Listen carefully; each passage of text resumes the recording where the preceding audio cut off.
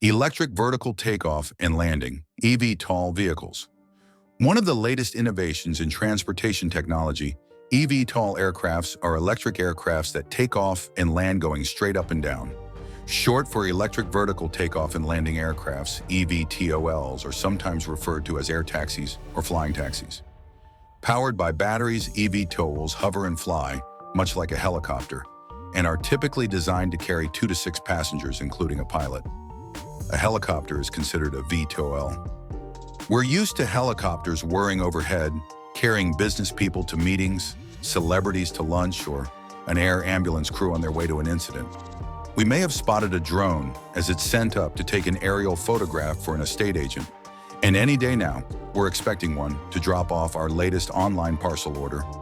According to CEO and co-founder of the eVTOL company Air, Ronnie Plout, at the end of the day, it's a very simplified electric helicopter. However, you may not know this technology has advanced so much that an eVTOL aircraft for the transportation of people now has serious commercial potential. And there are a number of prototypes being designed and developed. In 2021, $6.9 billion was committed to eVTOL startup conceptualization and manufacture, and this is now coming to fruition, with at least 7 versions due to take to the skies in the next few years. The phrase flying car may bring to mind an image of chitty chitty bang bang, but the kind of blueprint produced at R&D departments throughout the aviation industry is light years ahead. Major advances in electric propulsion brought about by the rise of sustainable battery-operated cars have given rise to the idea of a quiet, environmentally friendly, and less expensive way of transporting goods and people. Are eVTOLs in use yet? Outside of testing, eVTOLs haven't taken to the skies in the United States, according to Farhan Gandhi, director of the Center for Mobility with Vertical Lift, MOVE, and director of the aerospace program at Rensselaer Polytechnic Institute in Troy, New York. While Gandhi believes eVTOL aircrafts will soon be ready to fly outside of testing, certification by the Federal Aviation Administration will take time. According to Gandhi, negotiations between eVTOL companies and the FAA are ongoing, but companies will ultimately have to prove to regulators that these aircrafts can operate safely. To do that, they'll have to show what recovery mechanisms will be in place if there's some sort of mechanical failure. Nobody is ever quite 100% sure how long it will take, Gandhi said, especially because we're talking about brand new aircraft. Personal eVTOLs. One way to get eVTOLs in the sky quicker is to certify them for personal use. The certification process for non-commercial aircraft is less rigorous, according to Plout, whose company has developed an eVTOL marketed toward individuals and is currently taking pre-orders with an expected delivery date of 2024. You need to solve the equation of where do you land, how do you control it, noise regulation, and so forth, Plout said. So, I don't think a commercial approach is the first step. I think the first step is going personal. You can land in any private property, wherever you deem it safe, and you have authorization from the owner. AIR's AIR-1 is currently awaiting its Part 91 aircraft operator certification from the FAA, which would allow the eVTOL to operate for private or personal uses. In this section, for example, you can land in your backyard, Plout said.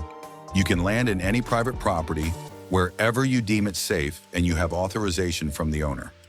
With nearly 300 pre-orders, according to Plout, the majority of customers are doctors, former pilots, and people from Palo Alto. AIR-1 could be one of the first eVTOLs outside of tests to take to the skies in the United States. The Israel-based company sees the United States as their primary market.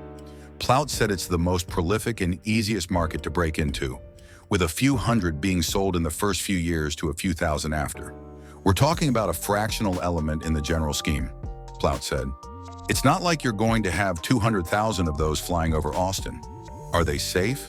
As research and development proceeds in the eVTOL sector, safety is a key consideration. This is true both in development and during flight testing, during which aircraft are pushed to the max to see how safe and reliable they are in real-world conditions.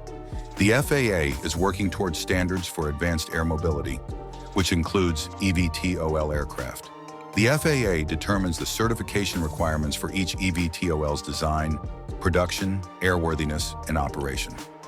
They are also working on operator certification, infrastructure development for vertiports, and a conceptual framework for operations around urban areas, advanced sensors and avionics, and fail-safe mechanisms for a safe landing. How eVTOL will really work. eVTOL aircraft work by electric motors with fixed-pitch propellers, typically using multiple advanced lithium-ion batteries, which enable short flights of up to 200 miles.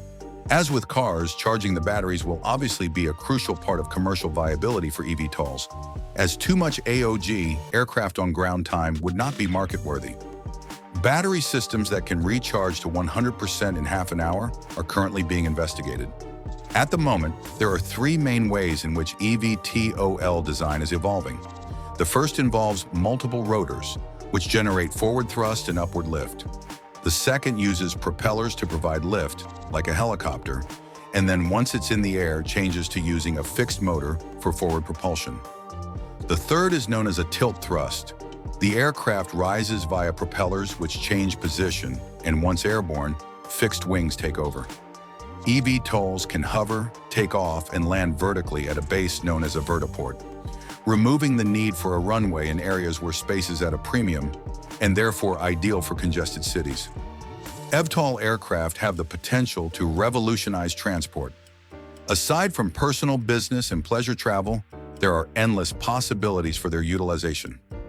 Almost anything which a helicopter can do, an eVTOL aircraft can do more cheaply and more sustainably. Search and rescue operations could find them particularly expedient, conveying casualties safely and rapidly from earthquake or hurricane disaster zones. They are already transforming delivery services. In 2020, an eVTOL drone delivered COVID test kits to the Isle of Mull, removing the need for human contact in the middle of a global pandemic. The German aircraft manufacturer, Volocopter GmbH, has developed a cargo-carrying eVTOL aircraft, which can travel for 40 kilometers, carrying up to 200 kilograms. Film production teams, previously reliant on noisy helicopters for dramatic overhead shots, will have the option of a quiet camera operated remotely from the ground. The agriculture sector will benefit from multiple applications, including crop spraying and delivering food to animals in remote locations, and there are clearly limitless military possibilities. The USAF has already committed millions of dollars to the funding of eVTOL research. eVTOLs can potentially reduce pollution and improve air quality, especially if renewable energy sources power them. Because they are not powered by fossil fuels and instead use electric motors, emissions are cut down completely, reducing air pollution and improving population health. That's all for this video. Please like, share, subscribe, and turn on the notification for more amazing content. Thanks for watching.